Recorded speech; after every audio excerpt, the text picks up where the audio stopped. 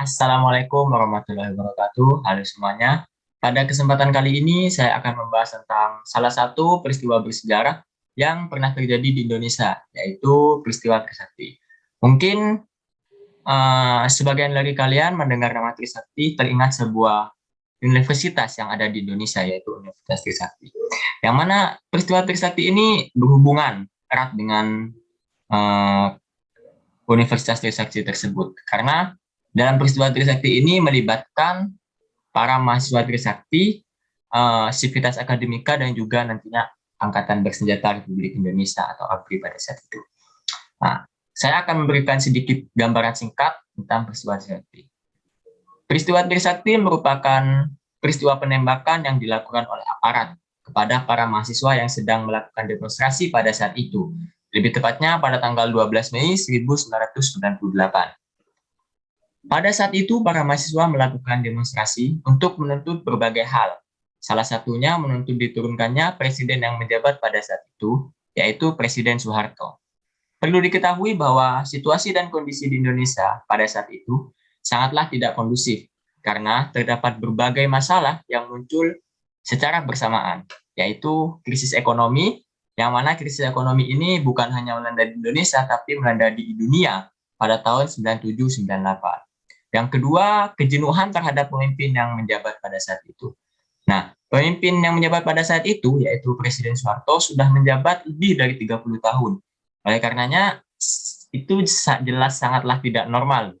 Seorang pemimpin yang menjabat lebih dari 30 tahun bisa menjalankan pemerintahan dengan normal itu sangatlah tidak mungkin gitu. Jadi, itu menjadi faktor yang membuat peristiwa Trisakti ini meledak. Yang ketiga, terjadinya perpecahan dalam tubuh TNI, yang mana mungkin kita kenal dua nama ini, yaitu Wiranto dan juga Prabowo Subianto. Nah, kedua orang ini dulu sama-sama di TNI dan berseteru, yang mana membuat situasi dan kondisi saat itu semakin keruh gitu, yang diakhiri dengan dicopotnya Prabowo Subianto dari jabatannya.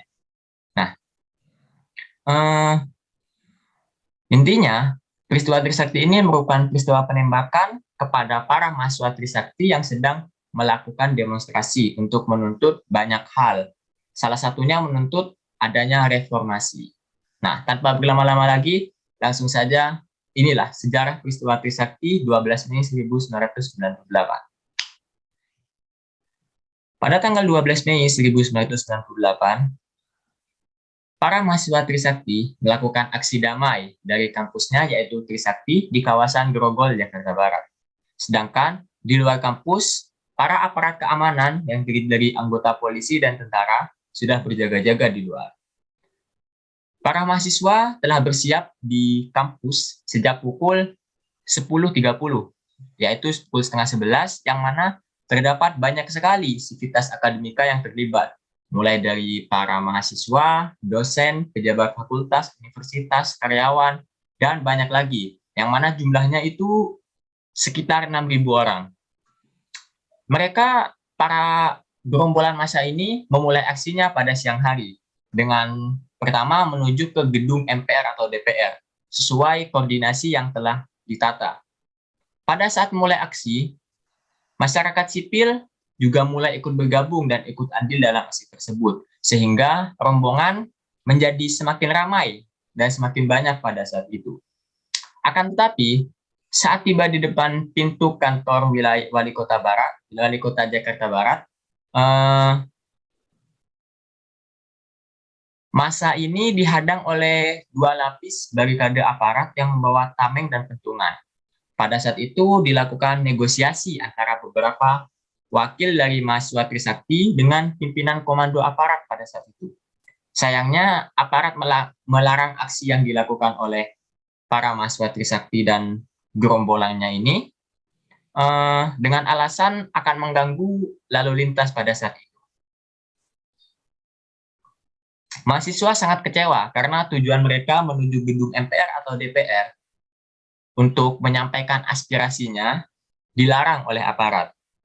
Mahasiswa yang tidak diperbolehkan maju, mayoritas tidak beranjak dan memilih untuk berdiam diri di sana dan membagikan bunga mawar kepada para aparat serta menyanyikan yel-yel mahasiswa seperti buruh tani dan lain-lain, dan lagu-lagu nasional.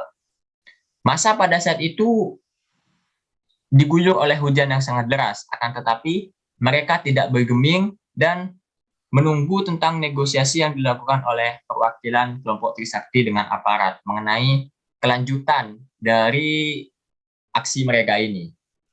Nah, setelah menunggu beberapa saat, wakil dari mahasiswa menyampaikan hasil negosiasi antara pihak mahasiswa dan aparat, yang mana hasilnya kedua belah pihak, yaitu demonstran dengan banyak massa yang terdiri dari mahasiswa, Trisakti, dan lain-lain, dan juga aparat, itu diminta untuk sama-sama mundur.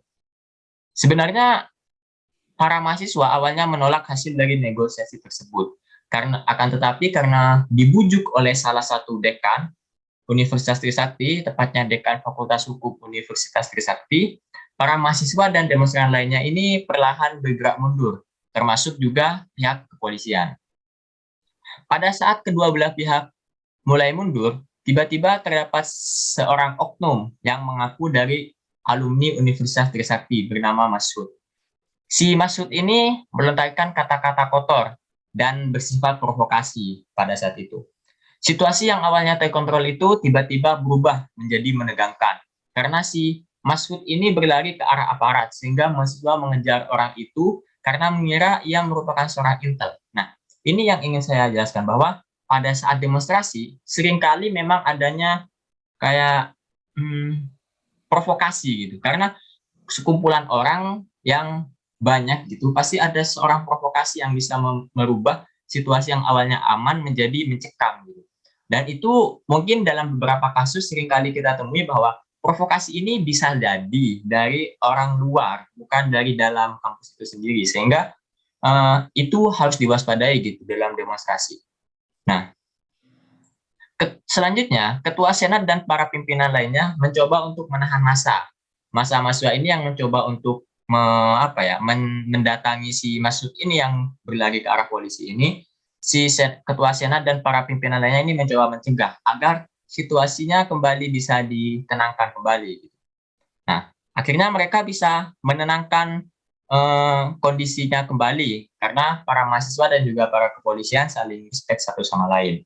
Nah, karena sudah mulai tenang, para mahasiswa dan aparat mulai mundur kembali perlahan.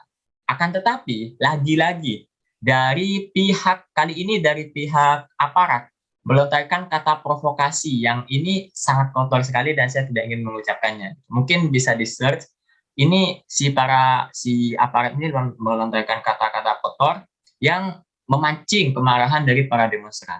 Masa yang awalnya mundur ini, si para demonstran yang awalnya mundur, berbalik karena provokasi yang dilakukan oleh aparat.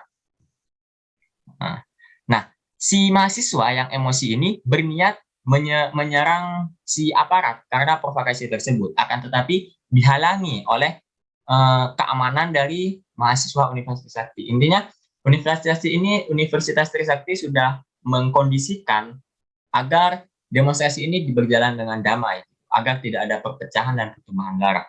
Nah, saat para mahasiswa ini ditahan untuk tidak menyerang, di saat yang bersamaan tanpa basa-basi, para aparat ini langsung melakukan serangan berupa tembakan dan lemparan gas air mata terhadap para mahasiswa dan para demonstran lainnya.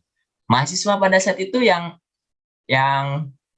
panik karena kaget gitu, tiba-tiba langsung diserang, langsung berlarian menuju ke arah kampus, yaitu Universitas Trisakti.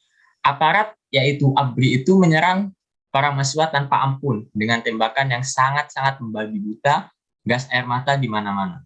Bukan hanya menggunakan senjata api, para aparat juga melakukan pemukulan dengan menggunakan pentungan kepada para mahasiswa. Situasi yang terjadi pada saat itu sangatlah mencekam, karena mahasiswa yang sudah masuk ke dalam kampus pun masih diserang oleh aparat. Serangan dari aparat ini kepada para mahasiswa bukan hanya tembakan biasa, tapi juga sudah menggunakan para sniper atau penembak gitu. Yang itu bukan hanya menggunakan peluru karet, tapi juga peluru tajam yang pada saat yang seharusnya itu tidak boleh gitu. Karena dalam demonstrasi tidak boleh menggunakan peluru tajam karena itu berbahaya dan bisa membunuh gitu. Peluru tajam ini digunakan dalam demonstrasi tersebut. Nah, penggunaan peluru tajam ini biasanya digunakan dalam perangan dan jelas sangat tidak diperbolehkan ditembakkan kepada para mahasiswa yang hanya ingin menyampaikan aspirasinya tersebut. Serangan yang dilakukan oleh aparat pada saat itu sangatlah tidak manusiawi dan melanggar hak asasi manusia pastinya. Mahasiswa sangat banyak sekali tergeletak di tengah jalan begitu saja. Para mahasiswa berusaha sembunyi di ruang-ruang kuliah, di gedung-gedung kampus itu, entah itu di ruang kuliah, ruang ormawa, musola, ataupun tempat lain yang dirasa aman.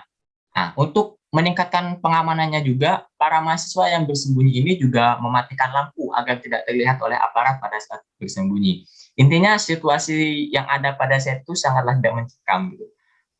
Nah, logikanya si para aparat ini menggunakan senjata dan si para mahasiswa ini tidak menggunakan apapun gitu, seperti diserang aja gitu. Nah, pada sekitar pukul 9 malam, keadaan sudah mulai mereda karena adanya dialog yang dilakukan oleh para petinggi kampus dan perwakilan dari militer. Sehingga kondisi yang ada bisa mulai dikendalikan dan para mahasiswa yang selamat mulai bisa dievakuasi dan pulang ke rumah masing-masing secara bergiliran. Peristiwa ini bukan hanya membuat puluhan orang mengalami luka ringan dan luka berat, tetapi juga membuat hilangnya 4 nyawa dari mahasiswa Universitas Trisakti, yang mana 4 nama ini dikenal dengan pahlawan reformasi, yaitu Elang Mulia Lesmana, Heri Hartanto, Hafidin Royan, dan Hendrawansyah. Peristiwa yang dikenal dengan peristiwa tragedi atau peristiwa Trisakti ini sudah jelas adanya pelanggaran HAM di dalamnya. Karena peristiwa ini menimbulkan korban jiwa dengan digunakannya peluru tajam yang sudah diteliti lah oleh Komnas HAM pada saat itu, oleh pihak yang berwenang pada saat itu, dan sayangnya hingga saat ini otak dari peristiwa Trisakti ini masih belum ditangkap. Hanya penembaknya saja itu gimana ya? Intinya kasus peristiwa Trisakti ini hingga sekarang masih belum terselesaikan. Bahkan ada sebuah aksi yang dinamakan Aksi Kamisan, itu menuntut diselesaikannya kasus-kasus pelanggaran HAM, utamanya di sebelum masa reformasi, karena pada saat itu banyak sekali kasus pelanggaran HAM yang dilakukan dan belum selesai hingga saat ini. Salah satunya peristiwa Trisakti ini. Kita berdoa saja semoga otak dari kasus pelanggaran HAM yang pernah terjadi di Indonesia segera tertangkap. Walaupun hal itu sepertinya sangat kecil sekali, karena seperti yang diketahui, kebanyakan otak dari peristiwa pelanggaran HAM, kebanyakan itu adalah seorang petinggi atau orang yang memiliki kekuasaan. Jadi kita berdoa saja semoga kasus yang serupa tidak pernah terjadi lagi di Indonesia, dan kita bisa hidup dengan aman, tentram, dan damai. Sekian penjelasan dari saya, mohon maaf apabila ada kesalahan. Terima kasih, salam jas merah.